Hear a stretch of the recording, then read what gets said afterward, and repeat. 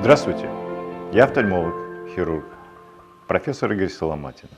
Каждый мой пациент желает иметь идеальное зрение в процессе лечения. Но существует ли идеальное зрение? И есть ли рецепт идеального зрения? Я отвечу «да». Такой рецепт существует. Идеальное зрение – это как в музыке. Все начинается с настройки инструмента, с обучения врача, его страсти к саморазвитию, желанию и умению добиваться лучших результатов для своего пациента. Это как вкус хорошего вина. Нужно время, богатый клинический опыт, выступления на конгрессы, обмен опытом, публикация научных статей, чтобы знать, что выбранное мной лечение самое эффективное.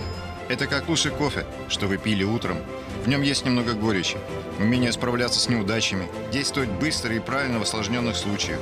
Ведь без вкуса горечи я бы не знал вкуса радости победы над проблемой своего пациента.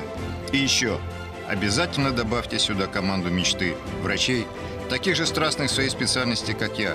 Добавьте лучшее технологическое оснащение в мире, заточенное на прекрасный результат, и заправьте все любовью к профессии.